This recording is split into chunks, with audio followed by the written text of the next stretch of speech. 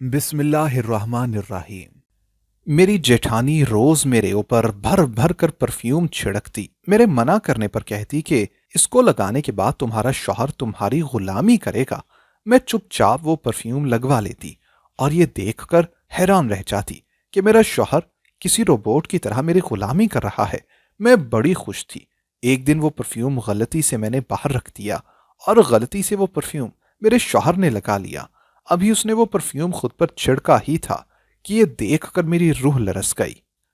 میرا نام شفق ہے اور میں ایک غریب گھرانے سے تعلق رکھتی ہوں۔ میری زندگی میں شاید ہی ایسا کوئی دن آیا ہوگا جب ہمارے گھر میں جھگڑا نہ ہوا ہو، اور یہ جھگڑا میرے ابو اور اماں کے درمیان ہوتا تھا۔ میرے باپ کو میری اماں کی ہر چھوٹی بات سے مسئلہ تھا۔ وہ ہر وقت ان کے ہر کام میں نقص نکالتے رہتے۔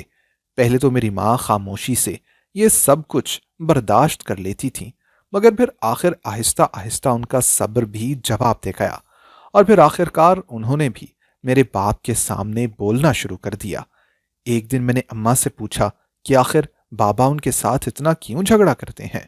تو انہوں نے کہا کہ تمہارے بابا مجھ سے شادی ہونے سے پہلے کسی اور کو پسند کرتے تھے، مگر خاندان والوں نے اس کی بجائے ان کی شادی مجھ سے کروا دی۔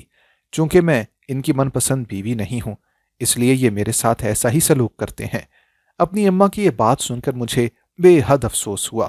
بابا خواہ مخواہی اماں کے ساتھ برا برتاؤ کرتے تھے اور اپنی محرومیوں کا بدلہ ان سے لے رہے تھے، مگر ہم ان کی سوچ نہیں بدل سکتے تھے، اس لیے جو جیسا چل رہا تھا اب ویسا ہی چلتا رہا۔ جب ہم جوان ہوئے تو میرے بابا کے جھگڑوں میں کچھ کمی آ گئی۔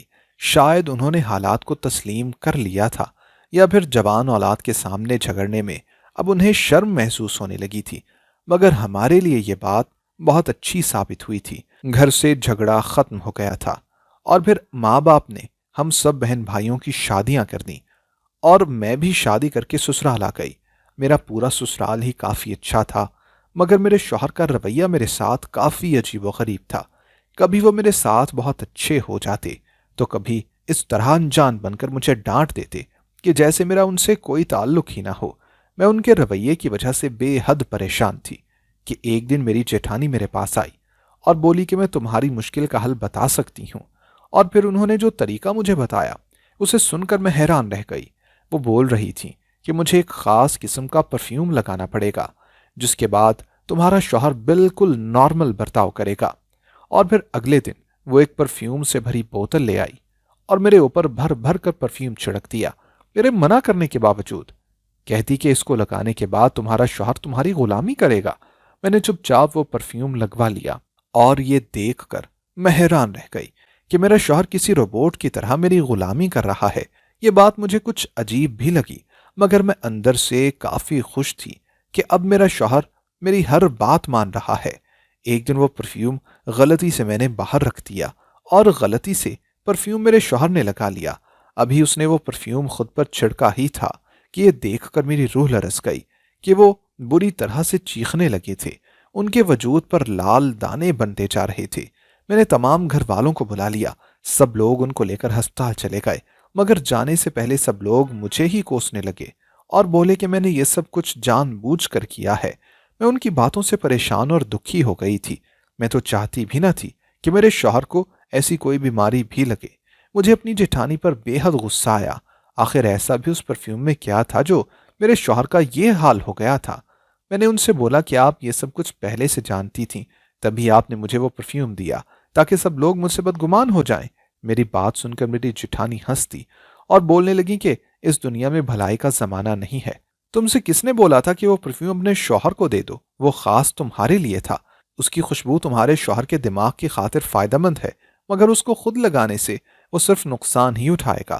میں نے ان سے کہا کہ اب آج پہیلیاں نہ بجھوائیں، بلکہ مجھے صاف صاف لفظوں میں یہ بتائیں کہ آخر میرے شوہر کے ساتھ مسئلہ کیا ہے۔ اس نے بتایا کہ تمہارا شوہر پہلے کسی سے پیار کرتا تھا، مگر وہ اسے چھوڑ کر چلی گئی تو وہ اداس اور چڑچڑا ہو گیا اور ہر کسی پر غصہ کرنے لگا۔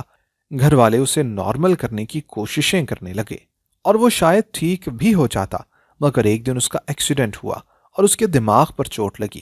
اس دن کے بعد تمہارے شوہر کو کبھی غصہ آنے لگتا تو کبھی وہ نارمل ہو جاتا۔ اس کے دماغ کو پرسکون رکھنے کے لیے خالص پھولوں کی خوشبو اس کے آس پاس ہونا ضروری تھی، मगर केमिकल से उसे एलर्जी थी, इसलिए वो अपने कमरे में कोई परफ्यूम नहीं रखता था, ना ही परफ्यूम का छिड़काव कमरे में करने देता था। तभी मैंने वो खालिश परफ्यूम तुम्हें दिया। तुम उसके आसपास रहती हो तो वो खुशबू से पुरसुकून रखती। अब इसमें मेरी कोई गलत तरजीह ना थी और ना ही कोई मफाद था। मैंने कहा शुक्रिया, मगर आपको मुझे ये सब पहले बता देना चाहिए था ताकि मैं उस परफ्यूम को उनसे दूर रखती।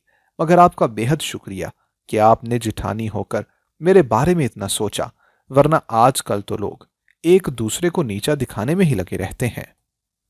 दोस्तों, अगर आपको हमारी आज की कहानी पसंद आई हो तो लाइक करना और कमेंट करना हरगिज ना भूलिएगा। और अगर आप मुस्तकबिल में भी ऐसी कहानियां सुनना चाहते हैं तो हमारे चैनल को सब्सक्राइब करते हुए घंटी का बटन जरूर दबाइएगा। अल्लाह हाफिज।